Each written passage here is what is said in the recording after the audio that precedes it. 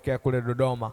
Mungu tunawaombea wasafiri salama, wafike salama katika jina la Yesu Kristo Mnazareti. Wengine wanakwenda kwenye nchi mbalimbali, wanakwenda kwenye mikoa mbalimbali. Baba ukawaguse, Yesu ukawatunze. Unaweza kuwalinda kwenda na kurudi. Baba, uwepo wako uwe pamoja nao, usiwaache katika jina la Yesu Kristo Mnazareti. Nakabidhi mikononi mwako shughuli zote za usharika wetu wa Mbezi Beach na kanisa kwa ujumla wake. Mungu mtakatifu, endelea kuratibu katika jina la Yesu Kristo Mnazareti. Tunakataa kila hila na roho yoyote ya adui inayotaka kuinuka na kuleta shida, haina mamlaka katika jina la Yesu Kristo. Tunanyunyiza damu ya Yesu Kristo kwa wagonjwa wote walioko hospitalini. Baba, tunawaombea uponyaji, maana kwa kupigwa kwako sisi tumepona. Wengine wanauguliwa Bwana na ndugu zao mpaka sasa, wengine wamekata tamaa kabisa, lakini Yesu, kwako kuna nguvu, kwako kuna uzima. Tunaomba Baba ukatume malaika wako uponyaji sahi kwenye hospitali zote zilizoko Tanzania, Afrika na duniani kote. Mgonjwa yeyote awe wa kiume au wa kike, Bwana ukamhudumie kipekee, ukamponye. Gusa Bwana madaktari wanayetumika kwa ajili ya nafasi ambayo Mungu umewapa. Yesu, kawape neema yako kwa jina la Yesu Kristo, kunyenyekea na kuhakikisha ya kwamba kupitia wao watoto wako wanapokea uponyaji katika jina la Yesu Kristo na kwa damu ya Yesu Kristo Mnazareti aliye hai. Damu ya Yesu Kristo ikapite na kuondoa uzito katika mioyo yao. Damu ya Yesu Kristo ikapite kwenye zile dawa, ili wanapotumia zile dawa Bwana wapokee uponyaji kabisa katika jina la Yesu Kristo, katika jina la Yesu Kristo. Tazama Bwana, wengine wanapita kwenye misiba. Damu ya Yesu Kristo ikanene mema kwao. Leo Mtakatifu ukawape faraja, maana faraja ya kweli inatoka kwako Mungu aliye hai. Sisi ni wanadamu, tunaweza kusema pole, lakini Roho Mtakatifu unaposema pole, kuna mafuta ya kwenda kuondoa majeraha na maumivu katika jina la Yesu Kristo. Baba, ninawaleta wafanyabiashara, Mungu ukawalinde, ukawatunze. Damu ya Yesu Kristo ikanene mema kwao. Waguse Bwana katika jina la Yesu Kristo. Hofu yako ikaingia ndani ya mioyo yao, ili wafanye wakiwa biashara hizo kiwa na kutegemea wewe katika jina la Yesu Kristo Mnazareti. Na kwa damu ya Yesu Kristo tunaileta na serikali yetu ya Tanzania. Bwana Mungu ukawaguse, ukawalinde, ukawatunze, ukawapiganie na kuwatetea. Neema yako iwe juu yao. Tunakataa kila hila, tunakataa roho yoyote ya adui, haina mamlaka kwao katika jina la Yesu Kristo Mnazareti. Baba, ninakusihi ukawaguse kipekee, mioyo yao ukaiguse, wakujue wewe zaidi, wakutumikie wewe zaidi katika jina la Yesu Kristo Mnazareti.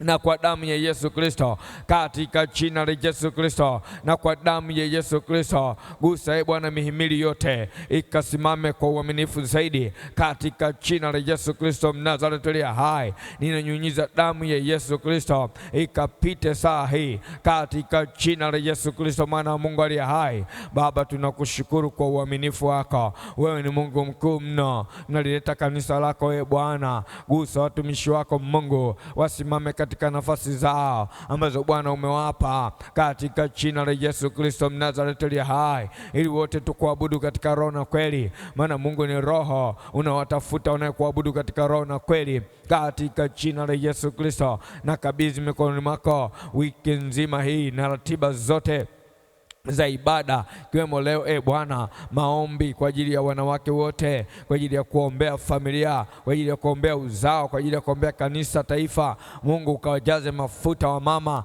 wakapate kufika mahali hapa jioni. Damu ya Yesu Kristo ikamiminike katika jina la Yesu Kristo Mnazareti. Baba, ninakabidhi mikononi mwako Jumanne, darasa la utumishi ukaonekane pia. Baba, ninakabidhi mikononi mwako Jumatano katika jina la Yesu Kristo. Alhamisi, Ijumaa, Jumamosi ukaendelea kuonekana na nguvu zako na uweza wako katika jina la Yesu Kristo Mnazareti. Hiyo damu inayenena mema tunaiachilia katika hali ya hewa ya Tanzania. Hiyo damu, kila mtu anayevuta hewa Baba akakutane na hiyo neema ya hiyo damu yako. Tunaombea wale wote ambao bado hawajaokoka Bwana ukawaguse kipekee, wajue neema iliyoko ndani ya Kristo Yesu, katika jina la Yesu Kristo. Tunaombea Bwana roho ya kumcha Bwana, katika jina la Yesu Kristo. Tunajua wokovu ni neema.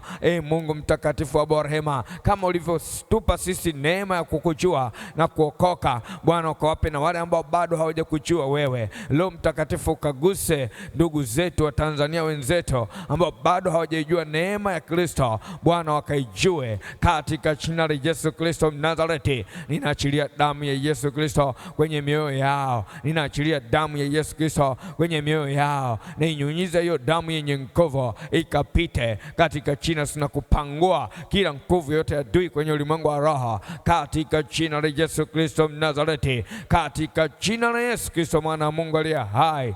Mungu mtakatifu, tunakutukuza. Gusa na familia mbalimbali, gusa na wanandoa. Bwana kaachilie neema katika ndoa zetu katika jina la Yesu Kristo. Amani ikawepo ya kutosha, furaha ikawepo ya kutosha. Tunakataa malumbano, tunakataa mapigano, tunakataa magomvi, tunakataa kuachana, maana Mungu umesema ya kwamba unachukia kuachana. Katika jina la Yesu Kristo, achilia hekima, achilia akili, achilia Bwana wa mabwana, katika jina la Yesu Kristo. Kwa wanaume achilia hiyo akili Bwana, katika jina la Yesu Kristo Mnazareti aliye hai. Andarabasekerebokoria rimandarabashanda rapakuria sakoroboseke. Achilia lile pendo la kimungu la agape ndani ya mioyo ya wanandoa katika jina la Yesu Kristo. Gusa Bwana hata wale ambao wapo kwenye mahusiano yanayoelekea kwenye kuoana Bwana, kawape hiyo neema Mungu wa mbingu na nchi, katika jina la Yesu Kristo. Vita yote inayoinuka kwenye ulimwengu wa roho tunaipangua kwa jina la Yesu Kristo, tunaipangua kwa jina la Yesu Kristo Mnazareti. Baba, hata siku ya leo kuna wengine yamkini wameitwa kwa ajili ya interview, kwa ajili ya kazi. Mungu ninawaombea ukawape neema ya kazi katika jina la Yesu Kristo. Washarika ambao Mungu mtakatifu wameitwa, Bwana ukawape neema hiyo. Hata wale ambao sio washarika, Mungu ukawape neema ya kupata kazi ili wafanye tena kwa uaminifu katika jina la Yesu Kristo Mnazareti. Ninaombea na wafanyakazi wote hapa nchini, Mungu mtakatifu wa rehema, ukawape neema ya kufanya kazi vizuri kwa ubora katika jina la Yesu. Na kwa damu ya Yesu Kristo, utukufu na heshima ni vya kwako Mungu wetu. Tunakupenda sana, tunakutukuza mno. Hakuna aliye kama wewe. Matendo yako ni makuu, umetenda mambo makubwa, umetenda miujiza mingi. Hata sasa wewe ni Ebeneza, hata sasa wewe ni Mungu mkuu unayeokoa. Utukufu ni wako Baba. Tunaungana saa hii na wale maserafi na makerubi Bwana, tukikutukuza zaidi, maana Bwana tumeona hata punzi tulio nayo ni wewe Baba umepuliza ndani yetu. Ni kwa neema, ni kwa miujiza mikubwa katika jina la Yesu Kristo. Haufananishwi na chochote, haulinganishwi na chochote. Ni Mungu peke yako unayetawala na kumiliki mbinguni na duniani. Bwana wa mabwana, tunakupenda Yesu Kristo Mnazareti, tunakutukuza. Unastahili Bwana, unastahili Mungu, unastahili Bwana. Asante Mungu wetu kwa haya tuliyaomba. Tunaamini ya kwamba Bwana umetusikia, tunaamini ya kwamba Bwana umetujibu na mengine utatujibu katika jina la Yesu Kristo Nazareti. Maana kuna yale ya kutujibu sasa na hata kuna yale ya kutujibu baadaye. Baba, tunasema asante. Utukufu ni wako Yesu, unastahili Bwana. Roho Mtakatifu ni rafiki mwema uliyekubali kuwa pamoja nasi, kutufundisha, kutushauri, kutuonyesha mambo mbalimbali. Pokea utukufu, pokea heshima. Hakuna aliye kama wewe, katika jina la Yesu Kristo Mnazareti aliye hai. Hapana rafiki kama Yesu, yu peke. Hapana rafiki kama Yesu, yu peke. Sema Yesu. Yesu ajua shida zetu, aweza kutuongoza. Hapana rafiki kama Yesu, yu peke.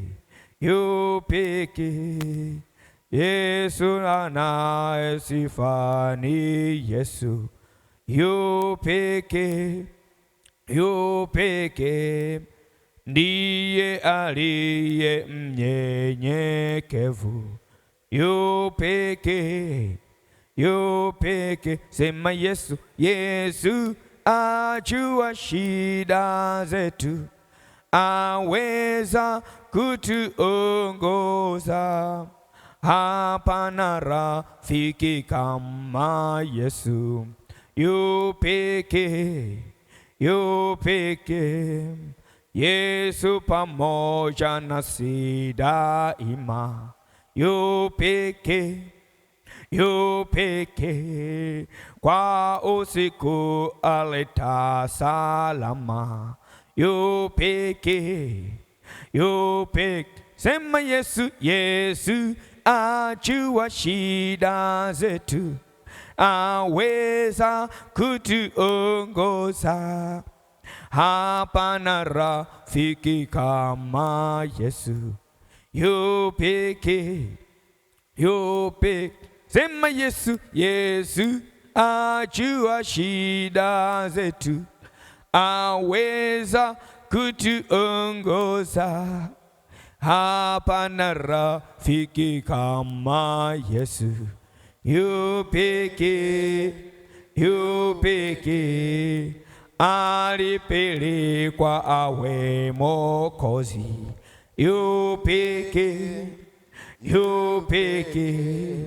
Anatutayarishia enzi, yu pekee, yu pekee. Sema Yesu, Yesu ajua shida zetu, aweza kutuongoza.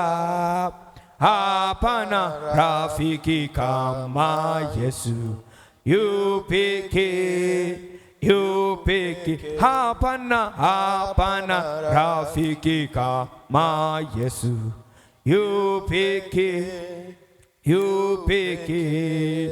Hapana rafiki kama Yesu, yu pekee, yu pekee. Sema Yesu, Yesu ajua shida zetu, aweza kutuongoza. Hapana rafiki kama Yesu, yu pekee, yu pekee. Bwana Yesu, tunakushukuru, tunakubariki, tunakuinua. Hakuna Mungu mwingine zaidi yako. Jina lako libarikiwe, jina lako litukuzwe. Wewe ni Mungu mkuu. Ni asubuhi nyingine tena na wiki nyingine tena ambao tunanyenyekea mbele zako. Tunaomba neema yako tena katika jina la Yesu. Uweze kuwa pamoja nasi katika ibada hii katika jina la Yesu. Ukatufundishe vile ambavyo umekusudia. Ukatuongoze kwa Roho yako Mtakatifu, na neema yako ipate kuwa juu yetu, ni katika jina la Yesu Kristo. Amen. Amen. Pigie Yesu makofi na tunaweza tukaketi. Naomba watu wa studio msaidie kuongeza sauti. Bwana Yesu asifiwe sana. Basi ninamshukuru sana Mungu ambaye amenipa nafasi ili kwamba niweze kusimama mbele yenu watu wa Mungu na kuwaletea ujumbe wa neno la Mungu. Na nishukuru sana kwa ajili ya uongozi wa kanisa ambao wametupa nafasi hizi za kuweza kusimama hapa na kuwaletea ujumbe wa neno la Mungu. Nikupongeze wewe ambao umeweza kufika. Mungu akubariki sana kwa kuweza kushinda baridi hii ya Dar es Salaam. Bwana Yesu asifiwe. Lakini na wewe ambao unaungana pamoja nasi kwa njia ya mtandao, Mungu akubariki sana. Naomba studio mnisaidie sauti huku mbele. Bwana Yesu asifiwe sana. Siku ya leo tutakuwa tunaanza somo ambalo ninaamini litakuwa msaada kwenye maisha yako, na tutapata nafasi ya kujifunza, lakini pia tutapata nafasi ya kuomba. Na nikuombe mtu wa Mungu kwamba tuweze kufuatana taratibu, na ninaamini kabisa litabariki moyo wako na litakuweza kusaidia kuvuka mahali na kwenda sehemu nyingine. Bwana Yesu asifiwe sana. Amen. Kichwa cha somo kinasema shujaa asiyeweza kuokoa. Shujaa asiyeweza kuokoa. Shujaa asiyeweza kuokoa. Na mstari ambao unatuongoza ni kitabu kile cha Yeremia sura ile ya 14 ule mstari wa 9. Kitabu kile cha Yeremia sura ile ya 14 na ule mstari wa 9. Shujaa asiyeweza kuokoa. Kitabu kile cha Yeremia sura ile ya 14 na ule mstari wa 9. Maandiko yanasema kwa nini wewe umekuwa kama mtu aliyesituka, kama shujaa asiyeweza kuokoa? Lakini wewe Bwana u katikati yetu, nasi tunaitwa kwa jina lako, usituache. Nasi tunaitwa kwa jina lako, usituache. Bwana Yesu asifiwe. Na ukisoma mstari huu utaelewa kwamba ni maneno ya unabii ambayo Yeremia alikuwa anatoa, lakini ilikuwa inazungumzia hasa watu ambao walikuweko wakati ule na mambo mengi sana ambayo walikuwa wanayapitia katika maisha yao, na kiasi kwamba kuna namna walikuwa waoni msaada ukitokea katika maisha yao na kujiona kwamba wanavuka na kusogea mbele katika maisha. Na wakaja kugundua kwamba pamoja na kwamba wana hizo changamoto, lakini Mungu alikuwepo katikati yao, na pamoja na kwamba Mungu yuko katikati yao, bado kuna mambo walikuwa wanaona hayabadiliki katika maisha yao. Kwa wakagundua kwamba Mungu yupo, ila hatuoni msaada wake katika maisha yetu. Kwa nini? Kwa sababu kuna vitu ambavyo vilitokea kwao, ndio maana ilionekana kama vile Mungu amenyamaza kimya. Lakini maneno yale yanatupa picha pana kidogo. Anasema ya kwamba kwa nini wewe umekuwa kama mtu aliyesituka, kwa maana ya kushtuka, lakini pia anasema kama shujaa asiyeweza kuokoa. Nataka uone pale anaposema umekuwa kama mtu, anasema kwa nini wewe umekuwa kama mtu.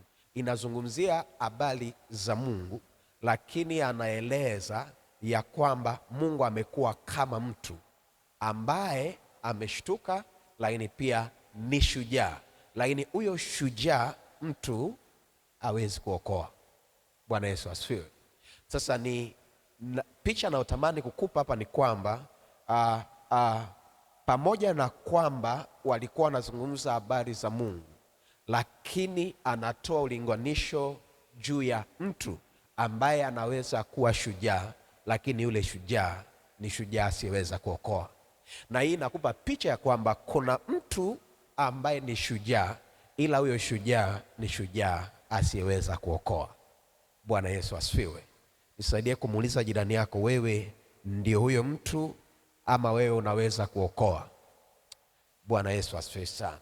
Sasa ili tuweze kuelewana, natamani kukuchukua hatua kwa hatua mambo kadhaa hivi ambayo tunaweza tukajifunza. Jambo la kwanza nieleze nini hasa maana ya shujaa. Maandiko yanapozungumzia juu ya shujaa ina maana gani? Si ndio watu wa Mungu? Sasa neno shujaa kwa Kiingereza linatumika neno hero kwa ikiwa inamwelezea mwanaume, lakini heroine ikiwa inamzungumzia mwanamke. Lakini neno hili pia linatokana na neno la Kigiriki ambalo ni heros. Sasa neno hili lina maana ya mlinzi au mtetezi. Mlinzi ama mtetezi. Mlinzi ama mtetezi. Sasa mlinzi wa vitu ama watu, au mlinzi wa hali. Mlinzi wa vitu ama watu ama nini? Hali. kwa maana ya kwamba kuna hali fulani mtu huyo kama akiweza kuilinda isiharibiwe, mtu huyo anaitwa.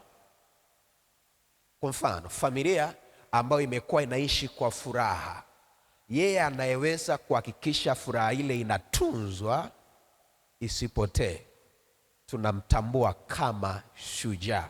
Kwa nini? Kwa sababu kuna wengine ambao ni rahisi sana kupoteza furaha ya familia.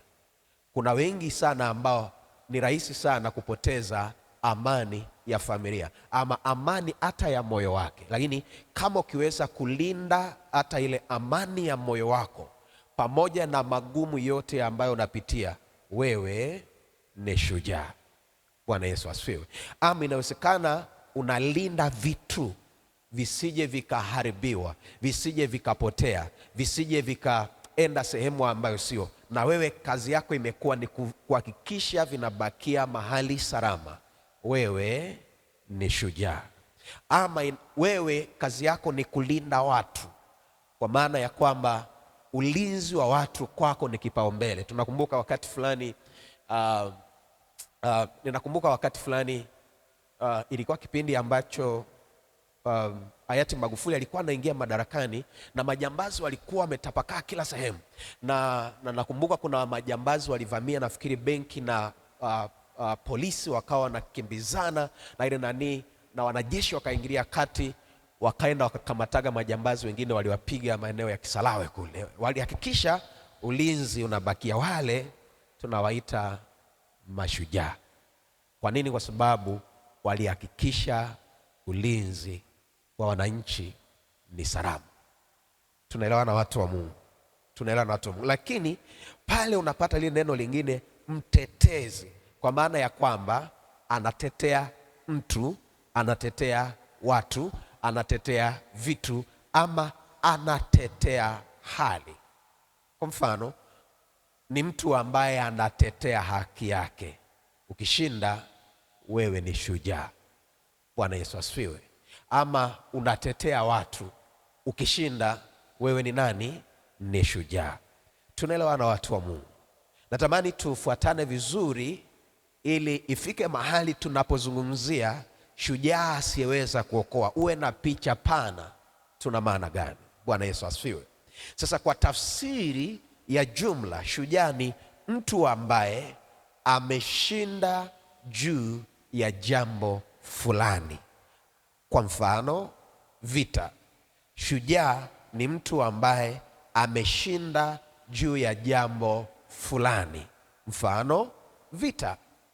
Bwana Yesu asifiwe. Ama ni mtu ambaye anaweza kukabiliana na jambo lolote kwa ujasiri bila kuzuiwa na woga na kushinda. Ama ni mtu ambaye anaweza kukabiliana na jambo lolote kwa ujasiri bila kuzuiwa na woga na kushinda. Tufuatane watu wa Mungu. Katika tafsiri hii tuna vipengele viwili.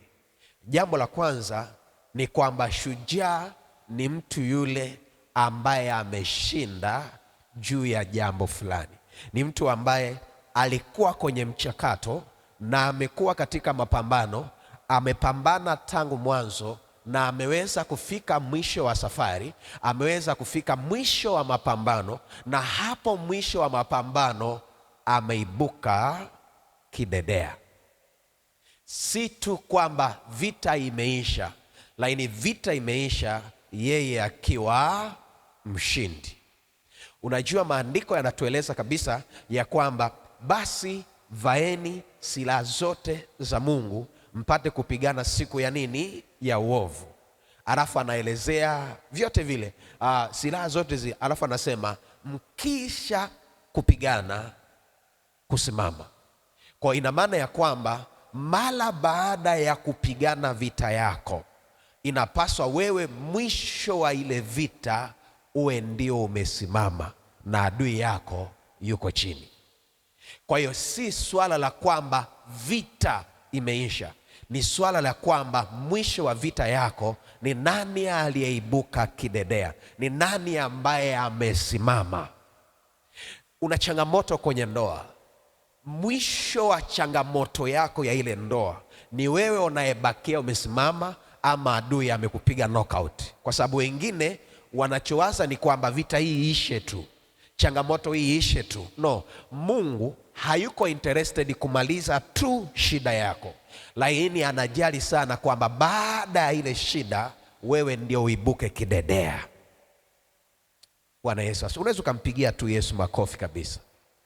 Nisikilize mtu wa Mungu, watu wengi wanapotazama yale yote ambayo wakina Danieli walipitia, the beauty ya vita zao zote walizopigia, yani uzuri wa vita zao zote walizopitia, ni kwamba mwisho wa vita yao wao ndio walitangazwa kama washindi. Mara ya kwanza akina Danieli wamekamatwa, niseme rafiki zake na Danieli wamekamatwa wadumbukizwe kwenye tanuru la moto, lakini baada ya hapo wakatolewa. Nebukadneza akasema sijawahi kuona watu wa namna hii. Walipotoka, Danieli akatangaza kwamba Mungu wa hawa ndugu ndiye Mungu anayestahili kuabudiwa, kwa sababu sijawahi kuona Mungu anayeweza kuokoa namna hii. Kwa unakuja kuelewa ile vita yote haikuisha tu, lakini akina Meshak, Shadrach na Abednego ndio walioibuka kidedea. Bwana Yesu asifiwe. Hata mara ya pili Danieli amekamatwa, amedumbukizwa kwenye shimo la simba wakali, lakini alipokuja kutolewa Danieli kule ndani, vita haikuishia pale, kwa sababu baadaye Dario alikuja kutangaza ya kwamba Danieli na Mungu wake ndio watu muhimu, na Mungu wake ndiye anastahili kuabudiwa. Kuna mtu unanielewa? Nisaidie kumwambia jirani yako, usiangalie tu vita imeisha, hakikisha unashinda vita yako. Bwana Yesu asifiwe. Nikukazie macho kabisa, yani kwamba pale kazini inawezekana kuna watu ambao wanakupinga, wanakutesa, wanakufanyia figisu, wanakufanyia fitina uondoke pale kazini. Si tu kwamba watashindwa kukuondoa, lakini wao ndio watakaoondoka pale kazini, lakini pia wewe ndiye utakayetangazwa kwamba ndiye mshindi wa ile vita. Bwana Yesu asifiwe. Ninakuombea kwamba kila vita ambayo utakutana nayo, Mungu atakupa kushinda, na wewe ndiye shujaa katika jina la Yesu. Ile vita yote mawifi wanaleta, kuna siku atasema huyu sio mtu wa kupigana naye huyu. Hakika wewe ndiye Bwana atakupa kushinda katika jina la Yesu. Hebu mchapie Yesu makofi kabisa. Kwa hiyo kuna biashara ambazo unapambana nazo, vita imekuwa kali. Si tu kwamba changamoto kwenye biashara zitaisha, lakini Mungu ataifanya biashara yako kustawi katika jina la Yesu Kristo. Tunaelewana watu wa Mungu? Lakini kuna kipengele cha pili kwenye ile tafsiri ya kwamba anaweza kukabiliana na jambo lolote kwa ujasiri bila kuzuiwa na woga na kushinda. Kwa maana ya kwamba kipengele cha kwanza tunaangalia wale ambao wameibuka washindi katika vita zao, katika changamoto zao na katika michakato yote, yule ni shujaa. Lakini kuna yule ambaye bado hajafika mwisho, lakini ndio anaanza na yuko tayari kukabiliana na kile kiko mbele yake, na sio kwa sababu haogopi, ila ni kwa sababu yuko tayari kukabiliana kile kilicho mbele yake, lakini pia yuko tayari kukabiliana na hofu inayomzinga, lakini anasema niko tayari hata kama anajua jambo lilo mbele yake linahatarisha maisha yake. Huyo tunamuita shujaa. Yani yule ambaye hali ni hatari, lakini bado ana uwezo wa kupiga hatua aendelee mbele. Anajua kabisa huku ninahatarisha maisha yangu, lakini ninasogea mbele. Tunasema huyo ni shujaa. Wamekuambia kabisa kule utaliwa, lakini unasema maadamu Bwana ananiambia iko baraka yangu, huko tutaenda. Kwa nini? Kwa sababu wewe ni shujaa ambaye Mungu amekupaka mafuta. Kuna kitu anatamani ukipate mahali kule. Bwana Yesu asifiwe. Unajua Yoshua na Caleb wanaitwa mashujaa wa imani, si kwa sababu walikuwa hawaogopi wale wa Kanaani. No, kwa sababu ni kweli kabisa walikuwa ni majitu. Ni kweli kabisa walikuwa hodari wa vita. Ni kweli kabisa walikuwa ni watu hatari. Kimsingi ukisoma Kumbukumbu la Torati sura ya 9 mstari wa 1 pale, Mungu mwenyewe anakiri, anasema maana watu walio ng'ambo ya mto ni watu hodari, ni watu ambao maboma yao yamepanda, ni watu wenye magari ambao ninyi hamwawezi. Ila sasa kwa sababu mimi nitakuwa pamoja nanyi, msiogope. Kwa hiyo hawa watu walipokuwa wanaenda Kanaani hakukuwa sehemu rahisi, no. Lakini kwa sababu Mungu yuko pamoja nao, Mungu akawa anawaambia, munitazame mimi ninayetangulia mbele yenu, nitawashindia kule mnakoenda. Na kwa sababu hiyo Yoshua na Caleb walifahamika kama mashujaa, sio kwa sababu hakuna hatari, lakini kwa sababu katika ile hatari walikuwa tayari kusonga mbele katika jina la Yesu. Bwana Yesu asifiwe. Nisikilize, Yesu mwenyewe anasema duniani mnamo dhiki, iko shida, kuna hatari. Paulo mwenyewe anasema tunasongwa na hatari kila upande, lakini hatuogopi. Sisi hatupo kati yao wasitao, bado tunapiga hatua. Kwa hiyo katika hatari yote bado tunapiga hatua, kwa sababu tunajua Bwana yuko pamoja na sisi, na sisi tunahesabika kama mashujaa. Bwana Yesu asifiwe. Nenda kasome, Biblia inatueleza juu ya mashujaa wa imani, kitabu kile cha Waebrania 11.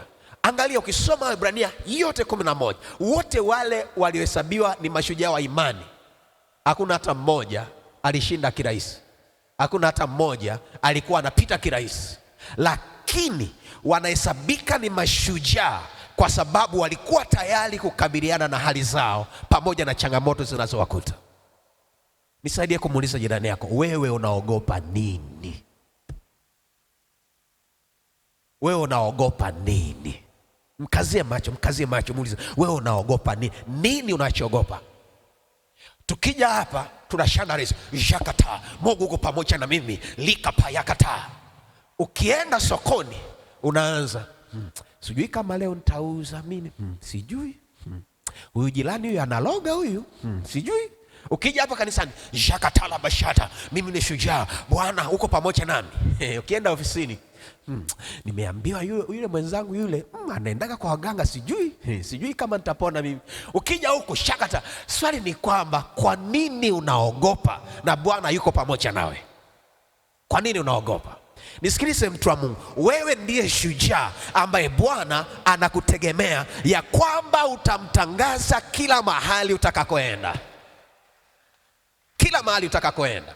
Nina uhakika wewe hapo ungekuwa Danieli wa kipindi hiki, alafu Mungu anakupa cheo, lakini hicho cheo sio mkurugenzi, ila uongoze wachawi, uongoze waganga, uongoze wanajimu, uwe kiongozi wao. Kwa sababu ndo nafasi Danieli aliyopewa na Nebukadreza. Akasema, nimeona una hekima wewe. Nebukadreza yeye alikuwa hajui kwamba hao wote wanaopaleti kwenye ngazi tofauti, kwa miungu tofauti. Yeye alikuwa anajua Danieli ana hekima. Lakini at the same time sitaki kuwapoteza wachawi wangu. Kwa hiyo sasa nitamfanya Danieli awe mkubwa wa wachawi. Ingekuwa wewe ndo mkubwa wa wachawi, ungeweza? Ukienda tu pale ofisini ndo umepandishwa kacheo, alafu naambia walio chini yako wote wanaendaga kwa waganga, ungekaa wewe? Ungesema Mungu hapa mahali hapana. Kila siku ukienda pale unakutana na watu wamepasua mayai. Kila asubuhi ukienda unashangaa kuna mavi pale pembeni. Kila ukienda unashangaa kwenye ofisi siku moja kuna vitu vya ajabu vinatokea. Usingekaa. Unasema Mungu, aina Danieli hakuondoka, alibaki pale. Kwa nini? Kwa sababu alikuwa shujaa wa imani. Pamoja na hiyo changamoto, Mungu akasema, wewe ndiye shujaa ninayekutegemea. Nisaidie kumwambia jirani yako, wewe ndiye shujaa tunayekutegemea. Wewe ndio shujaa tunayekutegemea. Kwenye ile familia ni kweli ina miungu mingi kabisa ya hatari, ila Bwana ndio amekuinua wewe. Usikimbie. Wengine wanasema unajua mama yangu mimi ni mchawi. Ndio Mungu amekuinua wewe mpaka mama yako aache uchawi. Na kila siku usimwache, nenda mtembelee, omba naye. Hata kama hataki, we nenda, kanyaga tu, shakata, na bariki nyumba hii. Hakuna uchawi wala uganga juu ya Yakobo. Unapita kwenye ile nyumba, kuna siku huyo mama ataacha, lakini sio kumkimbia. Bwana amekuinua wewe ubadilishe nyumba yako. Nasema Bwana amekuinua wewe ubadilishe nyumba yako katika jina la Yesu. Pigia Yesu makofi mengi. Kwa hiyo kuna shujaa aliyeshinda, kuna shujaa yuko kwenye mchakato pamoja na hofu nyingi, lakini yuko tayari kukabiliana. Ninakuombea Mungu atakupa kuwa shujaa katika jina la Yesu Kristo wa Nazareti. Mchapie Yesu makofi kabisa. Na shujaa huyo kwa sababu ya vile alivyo, anaweza akafanya mambo kwa ajili ya kuokoa watu, kwa ajili ya kutetea watu, kuhakikisha watu wengine ni kipaumbele. Unajua, ili kuwa shujaa hasa inategemea umefanya mambo na kutetea watu wengine kiasi gani, na si tu peke yako. Tunaona watu wa Mungu. Kwa hiyo kuanzia leo anza kuangalia mambo ya watu wengine, ni ndugu zako, ni rafiki zako, ni majamaa zako, watu wengine, kuhakikisha kwamba maisha yao yanatetewa na inakuwa salama. Tunaelewa na watu wa Mungu. Tunaelewa na watu wa Mungu. Sasa kuna makundi mawili ya mashujaa. Kundi la kwanza, kwa dakika 3 hivi nikueleze. Kundi la kwanza ni wale wamezaliwa mashujaa, born heroes. Bwana Yesu asifiwe. Wamezaliwa mashujaa. Kitabu kile cha Waamuzi sura ya 6 mstari wa 12. Waamuzi 6:12. Maandiko yanasema hivi: malaika wa Bwana akamtokea akamwambia, Bwana yu pamoja nawe, shujaa. Ni Gideoni anaambiwa. Sasa wakati malaika anamwambia Gideoni ya kwamba Bwana yu pamoja nawe, shujaa, Gideoni hajijui kama yeye ni shujaa. Na kimsingi wakati huo Gideoni alikuwa amejificha kwenye mapango, anawaogopa wa Midiani, anawaogopa adui zao, anajificha, ila ni shujaa. Sasa ile nakueleza jambo moja, alizaliwa shujaa ila hajijui kama yeye ni shujaa. Na wako watu wengi sana wamezaliwa mashujaa ila hawajijui kama wao ni mashujaa. Hivi unaelewa, kuna watu ambao wamezaliwa hawaogopagi. Yani amezaliwa yuko hivyo, yani haogopi. Hata kipindi hicho tunasoma shule, kuna watu ambao kukiwa na issue hata kuhusiana na walimu, kuna chambo, ataenda kwa mwalimu, kuna hili na hili natutatiza. Wakati wengine wote wanafiata mkia, ila kuna watu wale ambao wako tayari, wamezaliwa hivyo. Yani haijalishi yule ambaye wanakutana naye, hata kama kutana na mtu mkubwa haogopi. Lakini kuna mwenzangu na mimi, ukikutana na mtu mkubwa unasheki. Unashanga. Ama waambiwe tu simama mbele za watu, unatamani dunia ipasuke udumbukie ndani. Kwa nini? Kuna namna ukuzaliwa hivyo. Kuna mtu unanielewa? Ila kuna yule mwingine amezaliwa hivyo. Na kuna mtu yule ambaye anaweza akaongea na yoyote, anaweza akaconnect na yoyote. Unashangaa anaongea na huyu, anaongea na huyu, anaongea. Wewe mwenzangu na mimi, kuna watu unaogopa hata kukutana nao. Ila kuna huyo mwingine amezaliwa hivyo. Kuna watu ambao wamezaliwa wanashinda. Yani toka shule, yani yeye anapasua tu, anapasua. Si kwamba kutana na changamoto, lakini kuna namna akili zake zimewekwa. Kuna namna ndani anajiambia hapa lazima nipite. Lazima nipite. Kuna changamoto, ni kweli, lazima nipite. Sasa unaweza ukajiuliza, mbona hawa wanafanikiwaga? No, it's the build up. Kuna namna walivyotengenezwa. Mungu aliwazaa, aliwaumba hivyo watokee tangu mwanzo. Gideoni alikuwa mmoja wapo. Sasa iwe unajijua umezaliwa shujaa ama haujijui umezaliwa shujaa, ila wapo watu waliozaliwa mashujaa. Wapo watu wamezaliwa born heroes. Bwana Yesu asifiwe. Kuna mtu unanielewa? Amen. Kuna mtu unanielewa? Amen. Sasa kimsingi kila mmoja wetu anazo chembe chembe za kuwa mkuu, za kuwa shujaa. Na kimsingi unapookoka, Mungu anakufanya kuwa shujaa. Ndio maana maandiko yanasema huku ndiko kuushindako ulimwengu, hiyo imani yetu. Kwa hiyo maadamu umeokoka, unayo ile imani, wewe ni shujaa. Kwa mtu yoyote asikuambie vinginevyo, wewe ni shujaa. Tembea kama shujaa. Kuna mtu unanielewa? Jambo lingine la pili, afu tukamshukuru Mungu, ni kwamba wako wale ni mashujaa wa kutengenezwa, made heroes. Kitabu kile cha Yoshua 1:9, maandiko yanasema hivi. Maandiko yanasema, je, si mimi niliyekuamuru uwe hodari na moyo wa ushujaa? Usiogope wala usifadhaike, kwa kuwa Bwana Mungu wako yu pamoja nawe kila uendako. Sasa maneno yale ya Mungu kumwambia Joshua kwamba uwe hodari na moyo wa ushujaa, ina maana kwamba ni kitu hakuwa nacho, ila Mungu sasa anasema kipokee. Uwe moyo wa ushujaa na moyo wa hodari. Kwa nini? Kwa sababu kipindi hicho Yoshua, Musa amekufa, alikuwa anawaza naendaje na hawa watu. Alikuwa anawaza wana wa Israeli walivyomsumbua Musa, mpaka Musa wakati fulani akasema, Mungu, kwani hawa watu nimewazaa mimi, wachukue watu wako. Alifika mahali wana wa Israeli kati ya taifa ambalo ni wasumbufu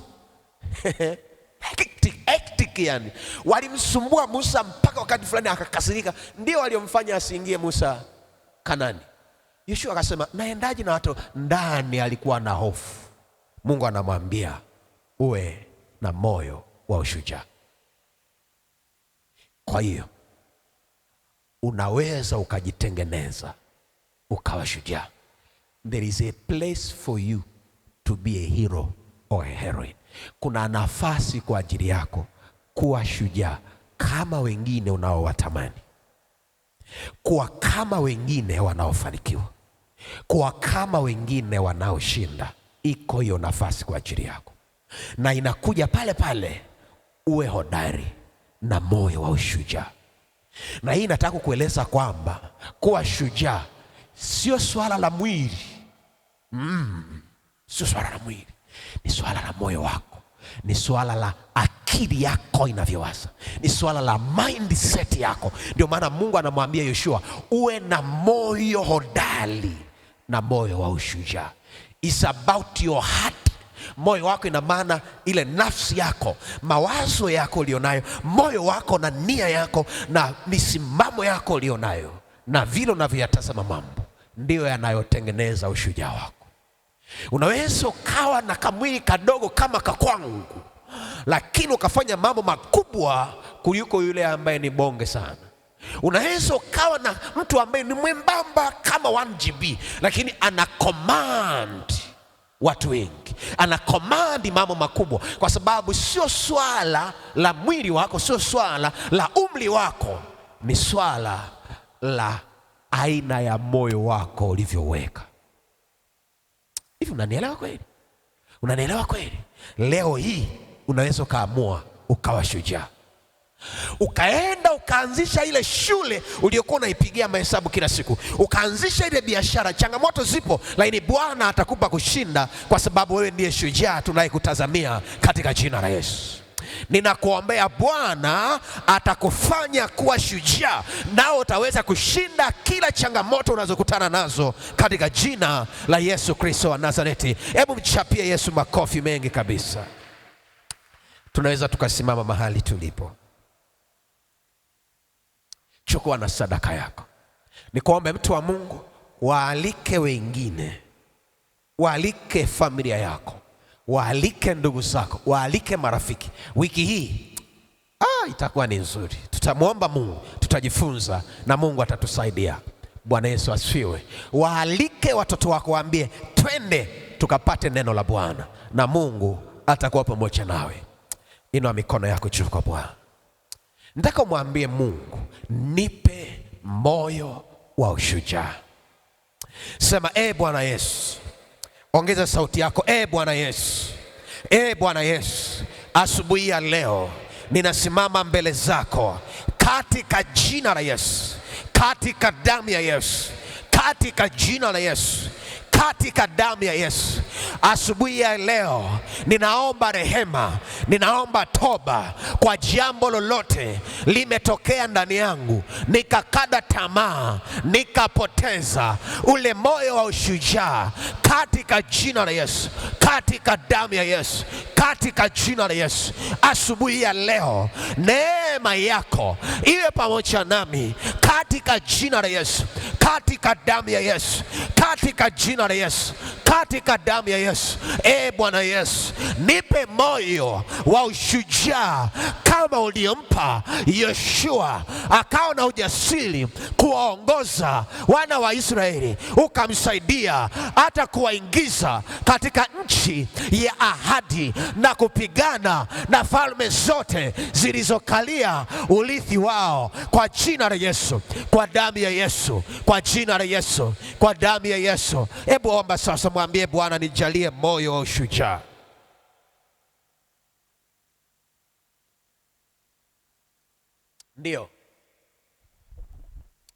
Ndio, endelea tu. Mwambie Bwana, nijalie moyo wa ushujaa, moyo wa ushujaa, moyo wa ushujaa, moyo wa ushujaa, moyo wa ushujaa, moyo wa ushujaa.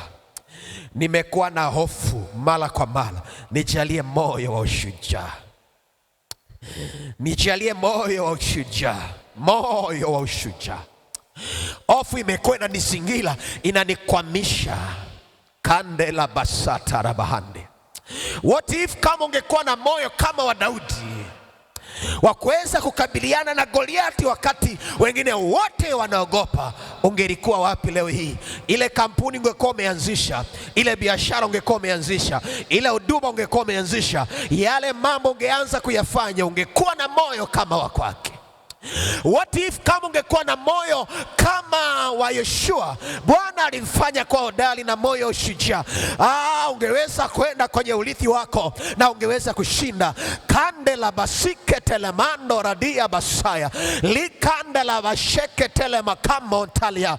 Nijalie moyo wa ushujaa, moyo wa ushujaa, moyo wa ushujaa, moyo wa ushujaa, moyo wa ushujaa. Bwana, katika jina la Yesu, kaondoe hofu kwa jina la Yesu Kristo, kwa damu ya Yesu Kristo, kwa jina la Yesu Kristo, kwa damu ya Yesu Kristo. Ile hofu inayowazingira watu, kwa damu ya Yesu Kristo, inayowatesa watu, kwa jina la Yesu Kristo, achia ndani yao kwa jina la Yesu. Roho ya hofu achia kwa damu ya Yesu, achia kwa jina la Yesu, achia kwa damu ya Yesu, kwa damu ya Yesu Kristo, kwa damu ya Yesu Kristo, kwa damu ya Yesu Kristo, kwa damu ya Yesu Kristo, kwa jina la Yesu Kristo. Lima seketera bashanta rabahanda landera rabo sikiri atarabashaya, kwa jina la Yesu Kristo wa Nazareti aliye hai.